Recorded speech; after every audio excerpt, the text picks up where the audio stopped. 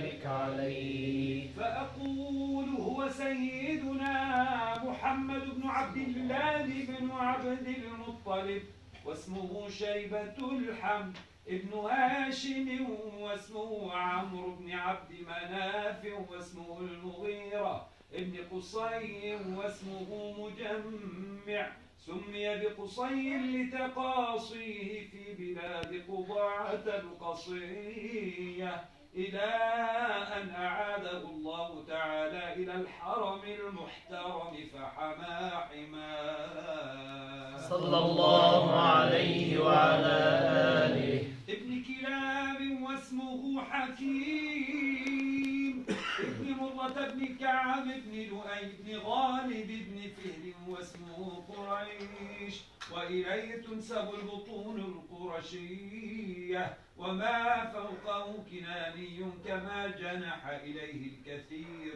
وارتضاه صلى الله عليه وعلى آله. ابن مالك بن النضر بن كنانة بن خزيمة بن مدركة بن إلياس، وهو أول من أهدى البدن إلى الرحاب الحرمية، وسمع في صلبه النبي صلى الله عليه وسلم ذكر الله تعالى ولباه صلى الله عليه وعلى آله.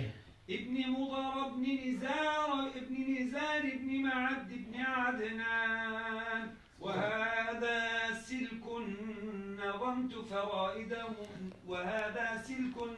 فرائده بنان السنة السنية، ورفعه إلى الخليل إبراهيم عليه السلام أمسك عنه الشارع وأباه صلى الله عليه وعلى آله. وعدنان بلا ريب عند ذوي العلوم النسبية إلى الذبيح إسماعيل نسبته ومنتماه صلى الله عليه وعلى آله. فأعظم به من عقد تألقت كواكبه الدرية، كيف لا والسيد الأكرم صلى الله تعالى عليه وسلم واسطته المنتقى صلى الله عليه وعلى آله. ولله در القائل نسب تحسب العلا بحلاه،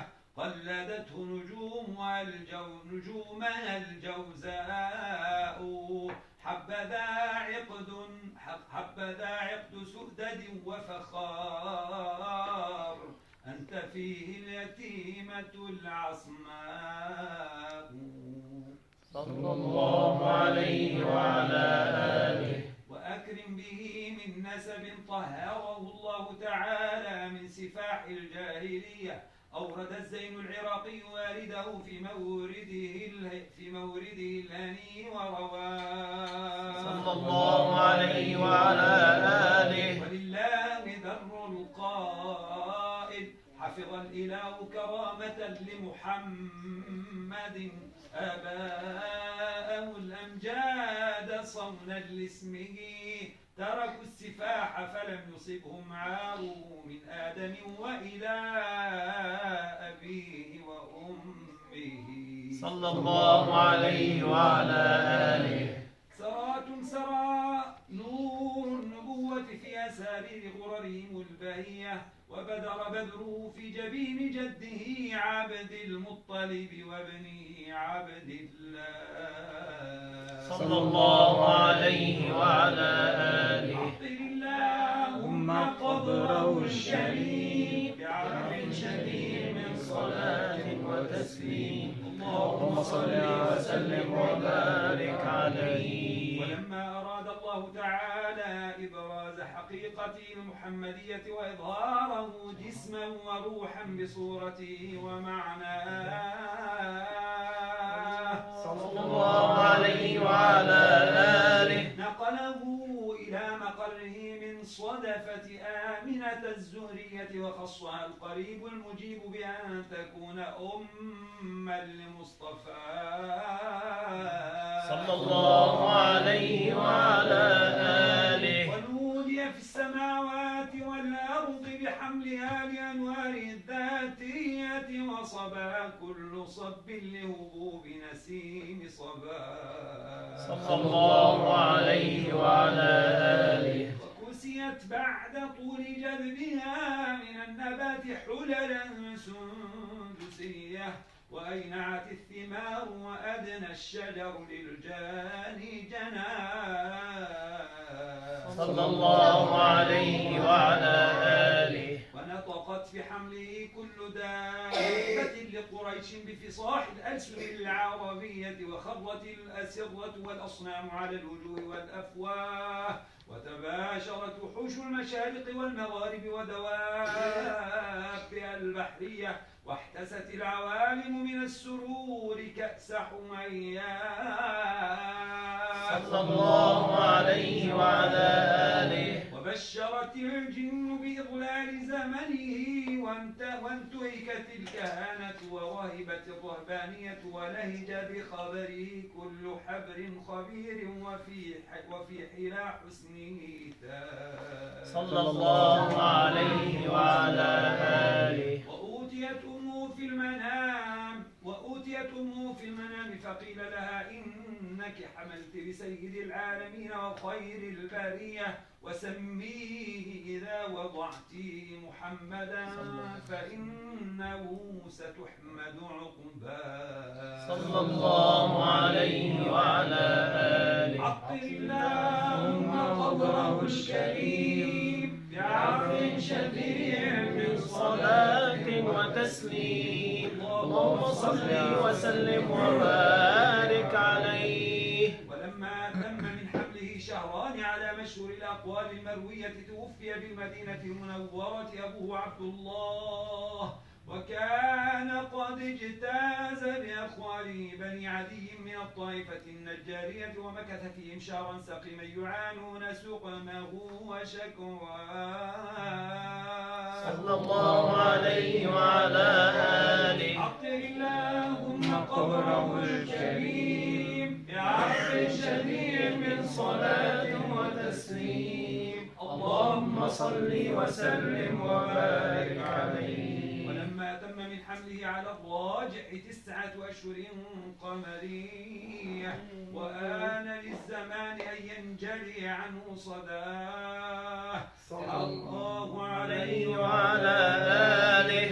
حاضر أمه ليلة مولده آسية ومريم في نسوة من الحظيرة القدسية وأخذها المخاض فولدته صلى الله عليه وسلم لو سنا مرحبا مرحبا جد الحسين مرحبا الله الله مرحبا يا نور عيني مرحبا مرحبا جد الحسين مرحبا النبي يا من حضر يا من حضر النبي خير البشر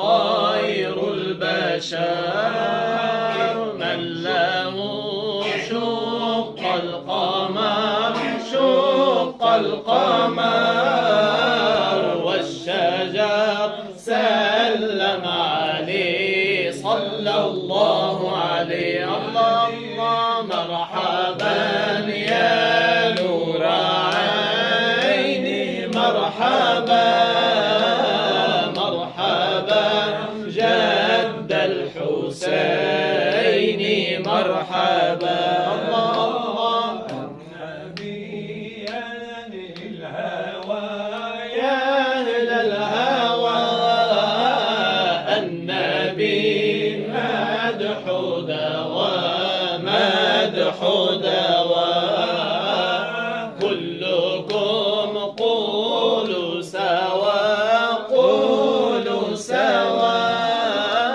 صلوات الله عليه صلى الله عليه الله مرحبا يا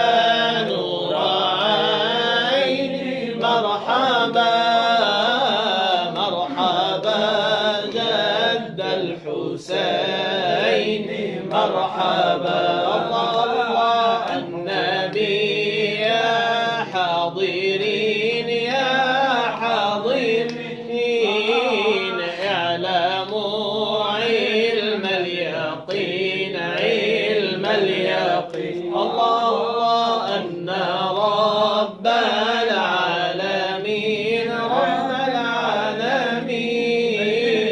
فرض الصلاة عليه صلى الله عليه النبي صلوا عليه صلوات الله عليه صلى الله عليه صلى الله عليه وسلم. الله يجزيكم الخير يا سيدي. الله يبارك فيكم.